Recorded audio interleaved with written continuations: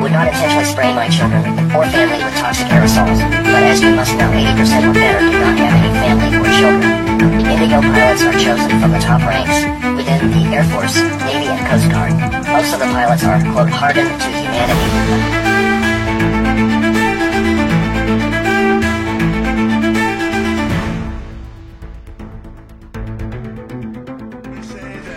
Une dernière chose, au nom de ce formidable groupe de personnes, des personnes qui travaillent dur, de formidables personnes, on peut rajouter quelques noms. Robert Kennedy Jr., qui va nous aider à redonner la santé à l'Amérique. Alors là, c'est chaud. C'est chaud parce que c'est quasiment une bombe, hein. C'est chaud, chaud, et je me demande si la vidéo va pas être censurée. Robert Francis Kennedy Jr., futur ministre de la Santé des États-Unis, va mettre les pieds dans le plat à propos de beaucoup de choses.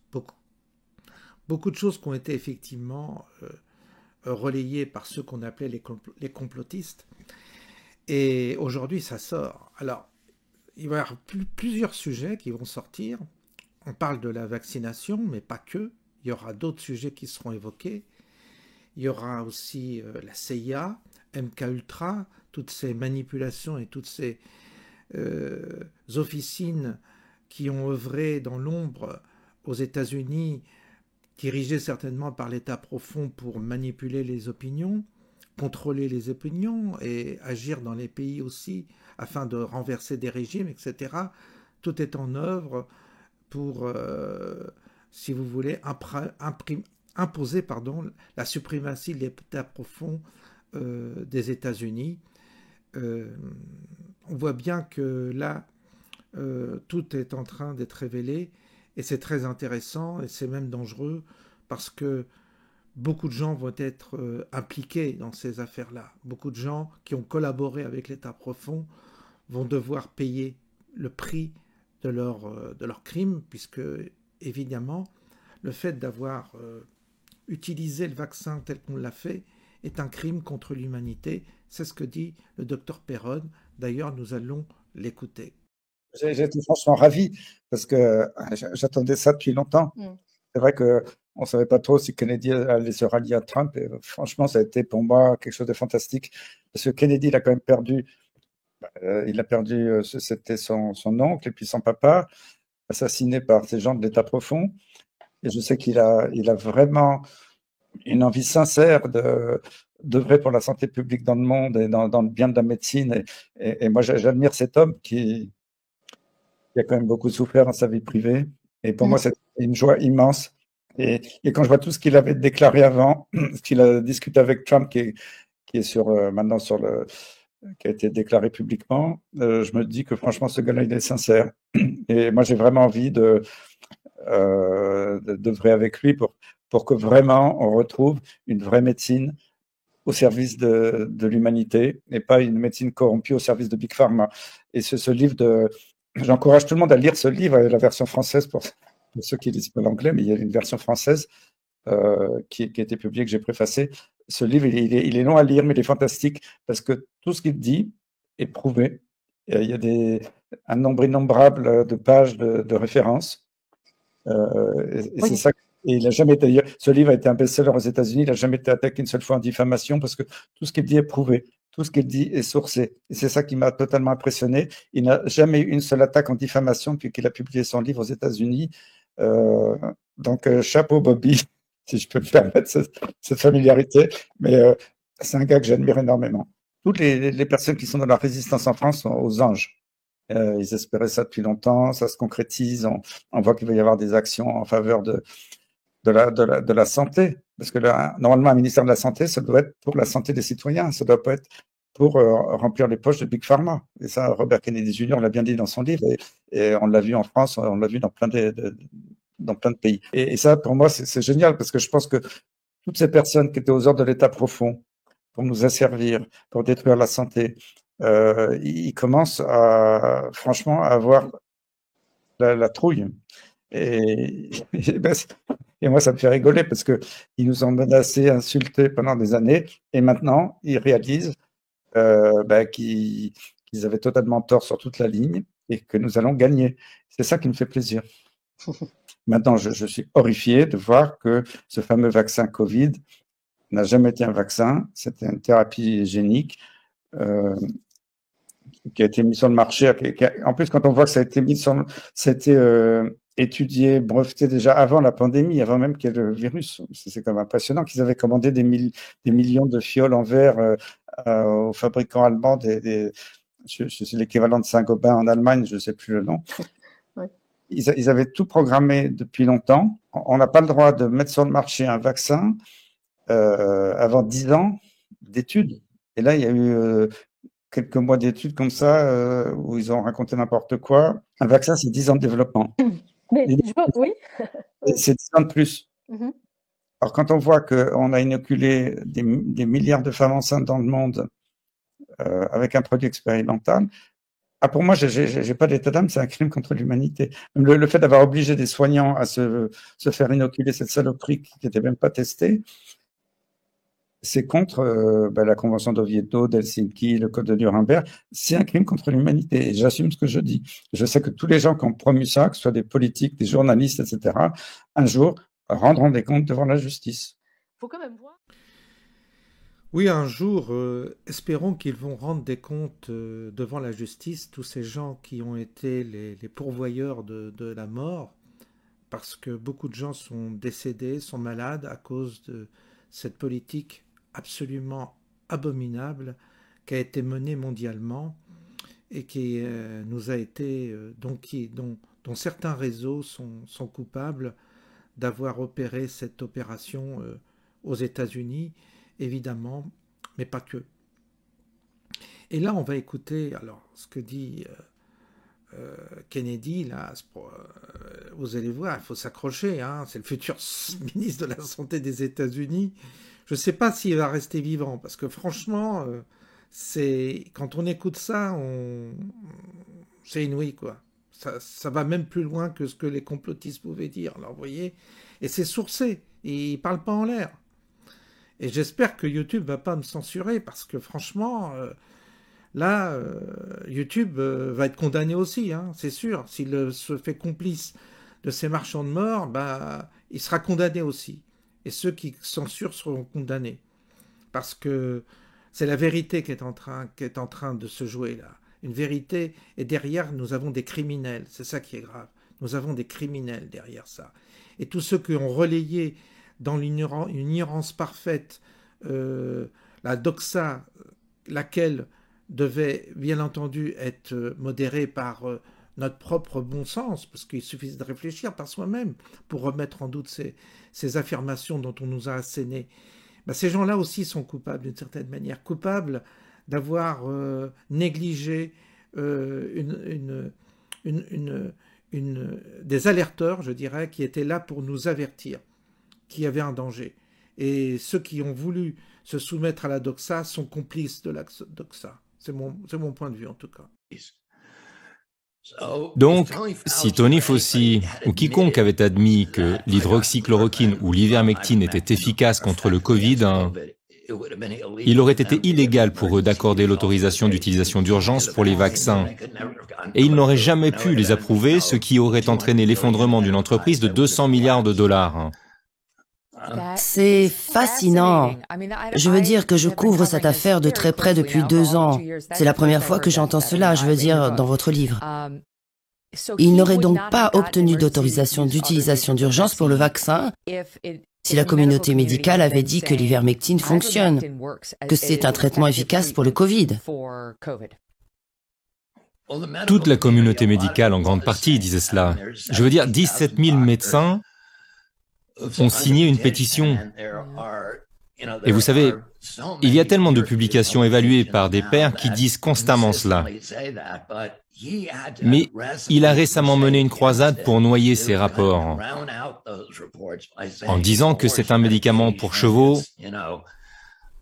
que c'est dangereux pour les gens qui en prennent et qu'il y a des overdoses. Pourquoi a-t-il continué à le dire? Pourquoi a-t-il continué à le dire après avoir obtenu son autorisation? Eh bien, premièrement, même si vous avez l'autorisation d'utilisation d'urgence, la loi semble dire que vous ne pouvez plus l'avoir s'il y a un médicament qui fonctionne. Oh, vous savez, peut-être, encore une fois, j'essaie de ne pas voir dans sa tête, mais je le fais. Il y a une très très forte incitation à décrédibiliser l'ivermectine et l'hydroxychloroquine. Et vous savez, de nombreux médecins, y compris Harvey Risch, à Yale, qui est l'un des plus grands statisticiens et épidémiologistes au monde, Peter McCulloch, qui est l'auteur le plus publié au monde dans sa spécialité, Pierre Corey, ces médecins qui ont traité avec succès des dizaines de milliers de patients atteints de Covid, affirment systématiquement, et la science le confirme, qu'un demi-million d'Américains n'avaient pas besoin de mourir.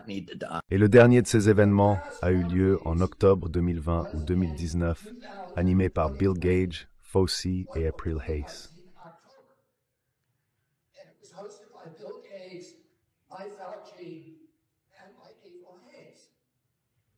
Et de manière intéressante par George Gale, qui est le directeur du CDC chinois à New York. Et vous avez probablement regardé cela sur YouTube, ça s'appelle Event 201. Et la 4e simulation de cette journée, la dernière, concerne comment utiliser la pandémie comme prétexte pour réduire la liberté d'expression.